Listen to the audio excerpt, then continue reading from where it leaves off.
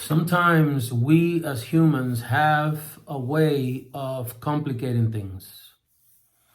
We establish some unrealistic goals for our lives, or maybe somebody told us that we're supposed to do this, or we're supposed to do that, or we're supposed to go this place, or go this other place, or we're supposed to be a millionaire, and a whole lot of stuff that have nothing to do with God, and we live our life chasing those things.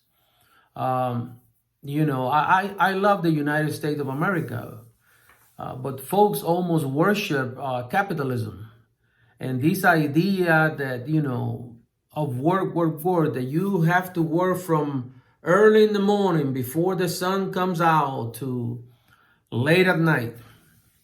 No time with God, no time with your children, just work. And you find yourself exhausted. You find yourself that when you get older, there's a lot of things that you did in your life, but you don't feel fulfillment. And I was thinking about my life the other day because we are all tempted with that, this culture of working hard, which is good, but it can go out of hand, So I'm thinking about my life. I'm 52 years old. I work a full-time job, Monday to Friday, 7:30 to 4:30, and I'm married, and my wife and I are the same age. We don't argue a whole lot lately. I don't know if you're getting old or we don't have the energy. I don't know what's going on, but I can honestly say, I remember when I used to listen to married couples and they said that they don't argue. I said, they're lying. But I can see that, you get to an age where, your energy is so important. You have to really know how to spend your energy. And some of those things you just work it out. Now you get mad sometimes, but you know how to work things out. But my life, I was thinking about that. My life right now is so simple, but at the same time, so fulfilling. I work, and from 7:30 to 4:30, hey, I give 100%. One thing about my job, I do have a supervisor, but we have units to complete.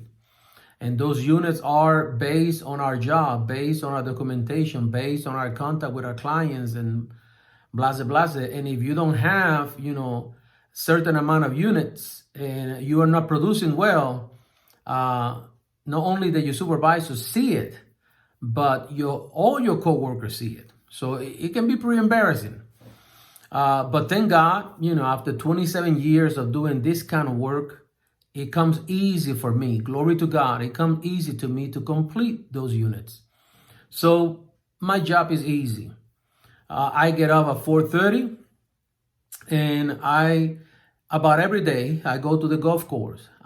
Sometimes I have time to play 9 holes. Sometimes I just have time to go to the driving range and hit a few balls, On weekends, I definitely play golf. I try to play 18 holes to the best of my abilities.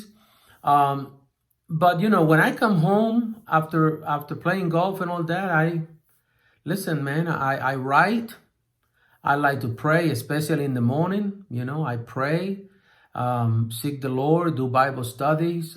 I'm reading, a couple of books and all that, and So my life is pretty much like this. Is God, is my family, which at this time, I live with my wife and one of my sons and my daughter, but I spend more time with my wife. And after that is golf, so you have God, you have family, you have your job, and then you have golf. So my life goes around pretty much those 4 things.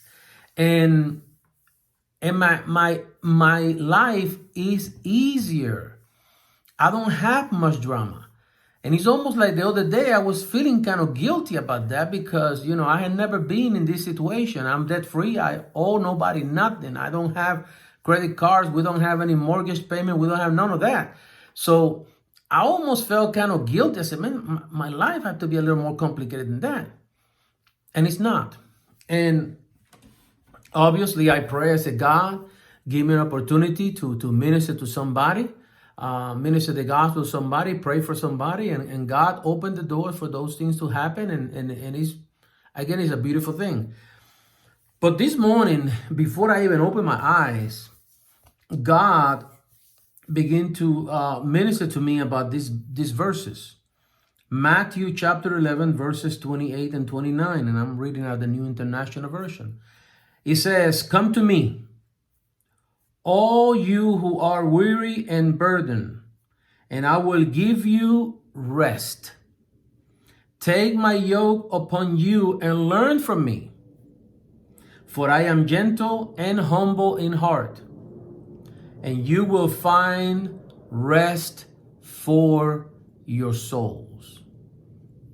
You will find rest for your souls. Again, your mindset, the way you think, your decision making, your emotions.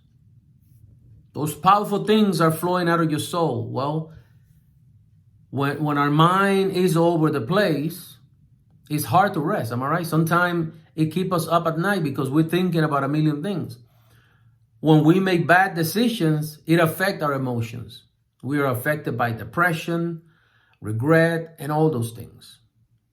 So when our souls are troubled, we are troubled, obviously. So here, Jesus is giving us a great promise that we miss. He's going to give rest to our souls. Now, you can have all the money in the world and still you have a soul that is troubled. But he says here that his yoke is easy. His yoke is easy. It's not complicated, y'all. It's easy. He invites us to learn from him. And that's the beauty of the church. What did the church did? They came together. They were devoted to the apostles' teachings. They fellowship together. They eat together. They pray together. Simple. They were at peace in the middle of all the stuff that is going on. I was listening to a prophet today, and he was talking about we're going to have victory. Some of these prophets still think that Donald Trump is going to win. Now, it is February 24, and notice that every month they talk about something is going to happen. The end of December, watch it. The end of January, watch it. Now we're talking about March, and they still and it bothers me that they connect victory with Donald Trump. Listen, we are victorious regardless of Donald Trump, regardless of who is in the White House, regardless if the Democrats or Republicans or atheists are in the White House, it doesn't matter. We, God's people, we are victorious. The church is victorious. Our yoke is easy. Our yoke is easy. So if we allow God to minister to us, to teach us, he said, learn from me. This is Jesus speaking. Learn from me. He's gentle. He's humble in heart. And he will give us that rest for our souls. And I'm guessing I'm beginning to experience that at 52 years old. I wish it would have happened when I was 20, but we so dumb and so stupid, and we are there chasing stuff. That's the thing.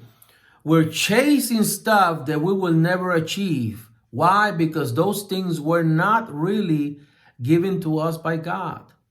If God established that, for example, if God established that you ought to be a school teacher, but somewhere down the line, your mama told you that she wants you to be an attorney, Then you are chasing this attorney thing. You even become an attorney, but you're miserable because God called you to be a school teacher. God called you to work with young people. And God equipped you with gift and passion to work with young people. But then here you are chasing this profession that has nothing to do with you. And then you wonder why you're miserable. Many people are miserable because of that. You're chasing things that are not of God.